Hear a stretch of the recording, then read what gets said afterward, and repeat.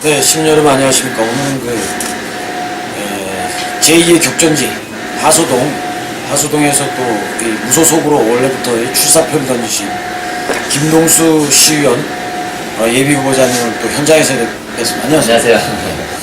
참 이렇게 자연스럽게 또 이렇게 만나서 또 그 시의원이 되고자 하는 계기와 이제 뭐 어떤 각오 이런 것을 또 듣고자 또 찾아뵀는데요.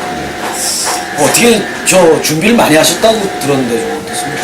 뭐 그것도 준비라고 하면 지금지는 모르겠지만 제가 뭐 어차피 55년 동안 여기서 살면서 또 정치라는 선배님들이라든가 또 최근에 후배님들이 하는 부분을 봤을 때 좀 이런 부분들은 좀 내가 들어가면 좀 잘할 수 있겠다라는 생각을 생각하면서 그리고 또 어차피 지역에 살면서 주변의 사람들한테 늘 관심 가지고 인사하고 또 정치에 대해서 이런 얘기를 할 경우에 있을 때 내 고향의 발전에 대해서 친구께 얘기를 좀 많이 하다 보니까 카메라도 좀 봐주시겠어요?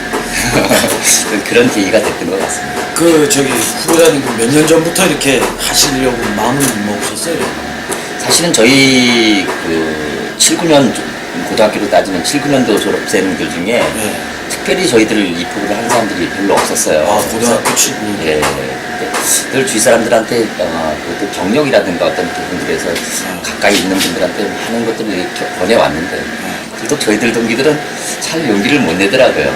근데 요번에 이제 제가 생각하기에는 친구들하고 얘기했을 때 우리가 요번에 출마하는 건 마지막에 되는 그런 어떤 그 시기가 다가오지 않았겠냐.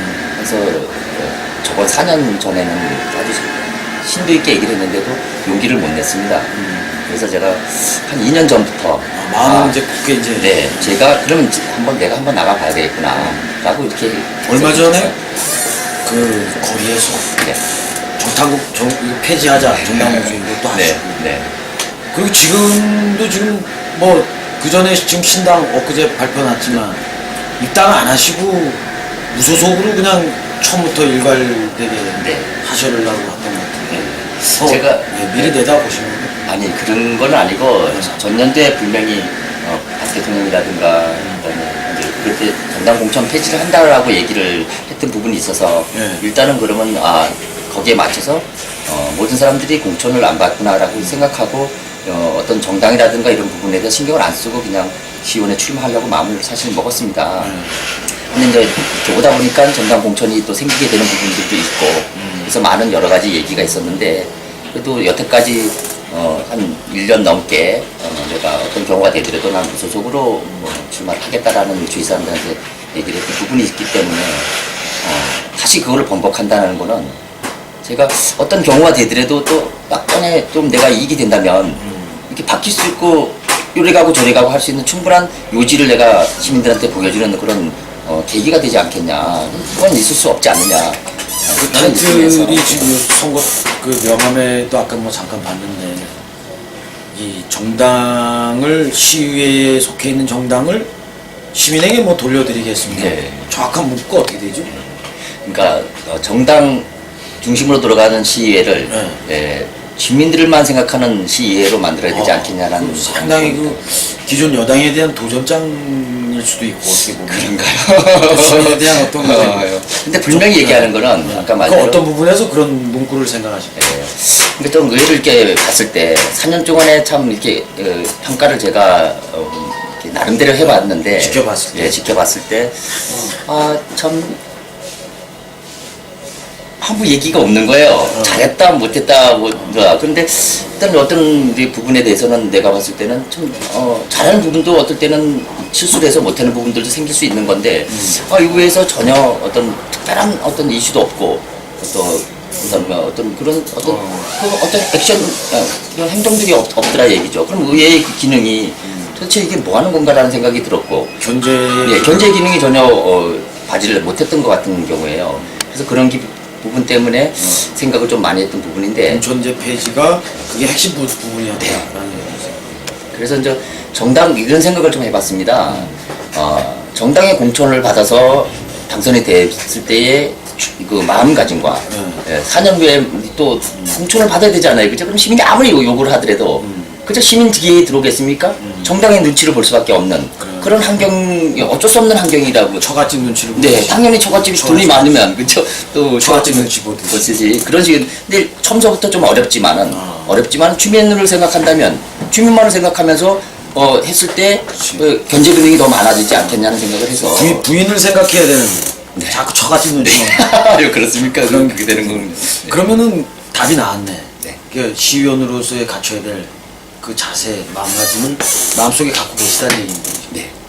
어떻게 뭐 시의원이란 어떻게 해야 된다 뭐 이런 딱 한 말씀 뭐 해주시죠. 일단은 믿음이 가는 시의원이 돼야 되지 않겠냐는 얘기죠. 왜냐면 저희들 하소도 지역에는 좀 가난하고 힘든 분들이 좀 많고 어르신네들이 좀 그렇죠. 많습니다. 근데 그분들한테의 어떤 믿음을 갈 수 있는 것들은 일단은 소통이라고 생각하고 또 그들의 마음을 소통하려면 그들의 마음을 알아야 되고 그들의 처지를 알아야 된다고 저는 생각하거든요. 예, 그래야 그들이 소통이 되는 거지. 근데 문익만 이렇게 소통이 되고 그 막상 되면은 자기가 옛날에 참 잘 살았고 높이 있는만 살았던 사람처럼의 자세로 그들을 바라본다면 절대로 소통은 될 수 없다고 생각하거든요. 그러니까 그 부분부터 철저하게 우리가 시의 의원들이 개혁해 나가야 되지 않겠냐. 그래야 서민들을 위해서 정말 사랑하고 또 어려운 국민들에 대해서 다 해결해 주지 못하지만 그래도 뭔가 노력하는 부분이 그들에게 비춰졌을 때 그래도 의회가 우리를 위해서 무엇인가 최선을 다하고 있구나라는 것을 분명히 인지받아야 된다고 생각합니다. 물론 올라가면 여러 가지 환경이 있어서 못하는 부분도 있겠지요. 그렇지만 어려운 부분을 찾아내서 주민들에게 뭔가 소통하는 모습을 보여준 다음에 또 그 가운데서 또 무엇인가 이루어지는 경우가 되지 않겠습니까? 애로사항을 청취해서 이제 눈높이를 맞춰서 집행부 공무원들에게 건다. 그리고 저도 이제 뭐 시의회를 좀 출입을 좀 많이 했지만 이 의원 한 분이 잘한다고 시의회 전부 이렇게 만족스럽게 되는 게 아니더라고요. 모든 이제 의원님들이 어떤 그 서로의 눈높이도 맞고 또 단합된 모습, 뭐 이런 시민을 향한 행정에 대한 어떤 유도 이게 중요한데.